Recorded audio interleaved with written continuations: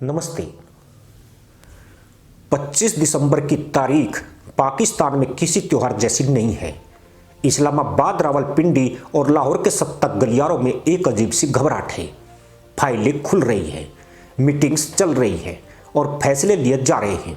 ऐसे फैसले जिनका मकसद सिर्फ एक है, भारत पर दबाव बनाना। पिछले पूरे साल भारत ने जिस तरह कूटनीति, अर्थव्यवस्था और सामरिक स्तर पर अपनी पकड़ मजबूत की, उसने पाकिस्तान को अंदर से हिला दिया।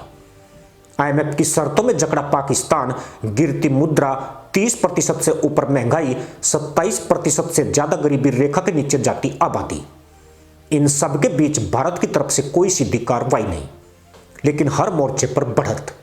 यही वह पृष्ठभूमि है जिसमें पाकिस्तान ने भारत के खिलाफ 3 बड़े फैसले लिए।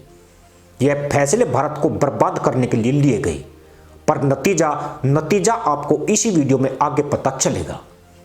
मदरसा मुल्क का पहला फैसला था आसमान से जुड़ा हुआ। पाकिस्तान ने एक बार फिर भारतीय विमानों के लिए अपना हवाई क्षेत्र बंद रखने का आदेश बढ़ा दिया।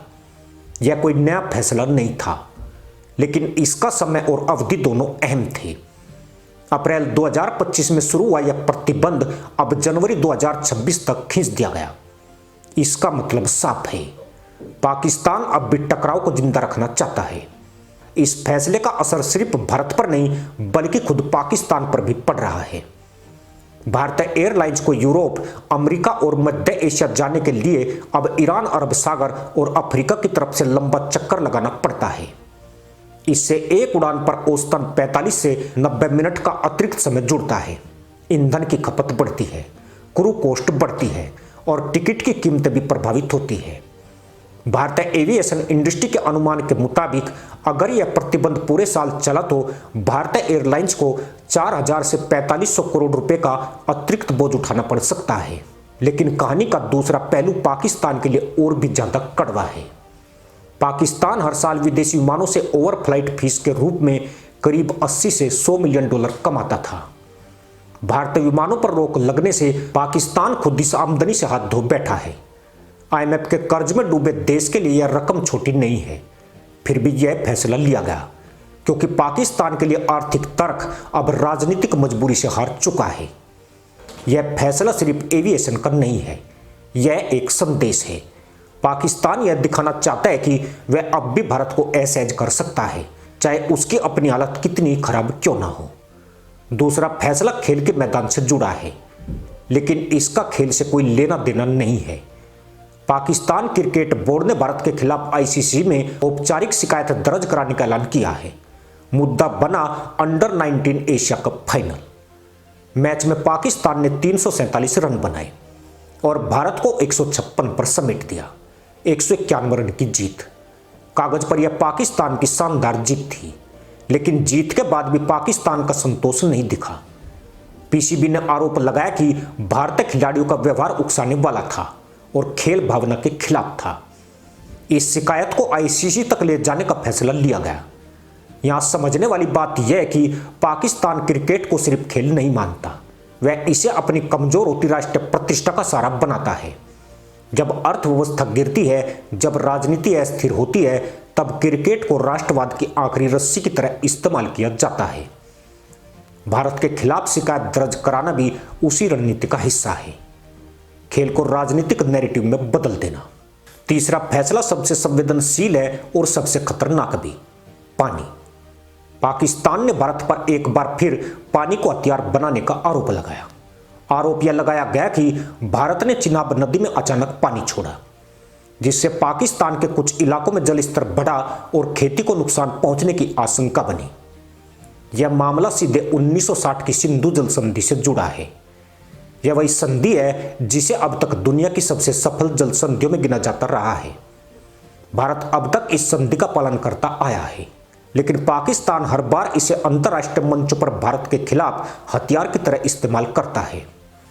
पाकिस्तान जानता है कि पानी उसकी सबसे बड़ी कमजोरी है। उसकी 90% कृषि सिंधु नदी प्रणाली पर निर्भर है। देश की जीडीपी का करीब 22% हिस्सा कृषि से आता है।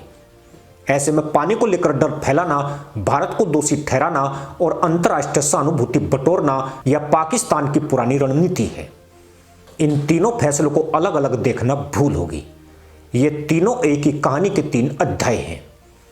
पाकिस्तान की बेचैनी, उसकी रणनीतिक हताशा और भारत के बढ़ते प्रभाव से उपजा डर। पाकिस्तान जानता है कि वह सीधे टकराव की स्थिति में नहीं है। सेना की ताकत, अर्थव्यवस्था की हालत और अंतर्राष्ट्रीय समर्थन, तीनों मोर्चों पर वह कमजोर है। इसलिए वह अब सीमाओं से बाहर हवा, पानी, खेल और अंतर्राष्ट्रीय मंचों पर लड़ाई लड़ना चाहता है। अगर इन तीनों फैसलों को जोड़कर देखा जाए तो एक साफ पैटर्न सामने आता है। पाकिस्तान भारत को युद्ध के मैदान में नहीं बल्कि सिस्टम के भीतर उलझाना चाहता है। हवाई मार्ग बंद करके लॉजिस्टिक दबाव, क्रिकेट के जरिए भावनात्मक नैरेटिव और पानी के मुद्दे पर अंतर्राष्ट्रीय मंचों पर शोर, यह सब एक ही रणनीति के हिस्से हैं। असल में पाकिस्तान 2025 के अंत तक खुद को एक ऐसे मोड़ पर पाता है जहां उसके पास खोने के लिए बहुत कुछ है और जीतने के लिए बहुत कम। विदेशी मुद्रा भंडार 10 अरब डॉलर के आसपास सिमटा हुआ है।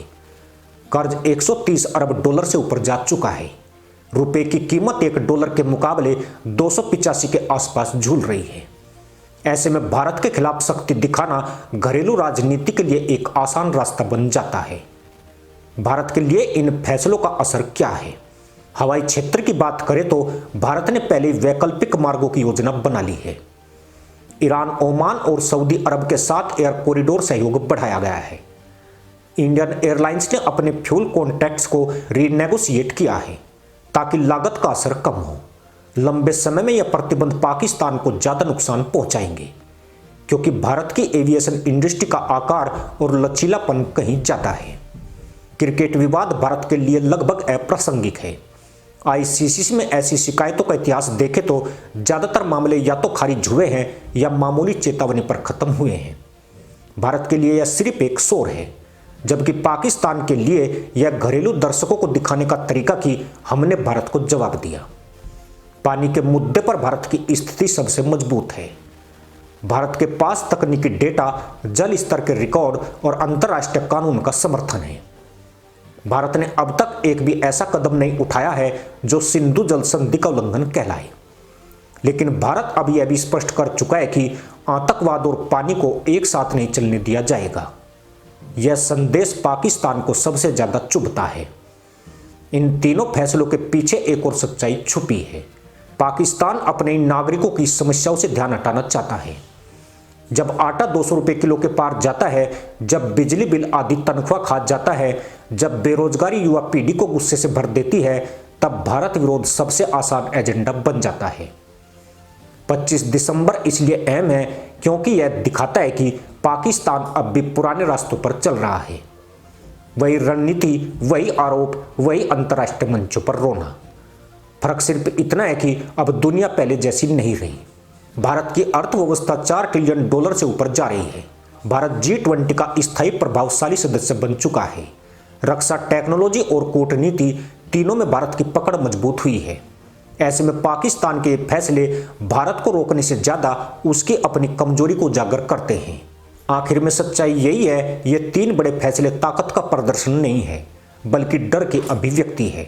ये आक्रामकता नहीं, असुरक्षा का संकेत है। और सबसे बड़ी बात, ये भारत के खिलाफ नहीं बल्कि पाकिस्तान की अपनी नाकामी के खिलाफ उठाए गए कदम हैं। आने वाले महीनों में यह साफ होगा कि यह रणनीति पाकिस्तान को राहत देती है या उसे और गहरे संकट में धकेल देती है। लेकिन एक बात तय है, जाहिलों द्वारा लिए गए ये फैसले इतिहास में पाकिस्तान की मजबूरी के उदाहरण के तौर पर याद रखे जाएंगे, न कि उसकी मजबूती के। इसी के साथ अनुमति दोस्तों, जय हिंद, वंदे मातरम।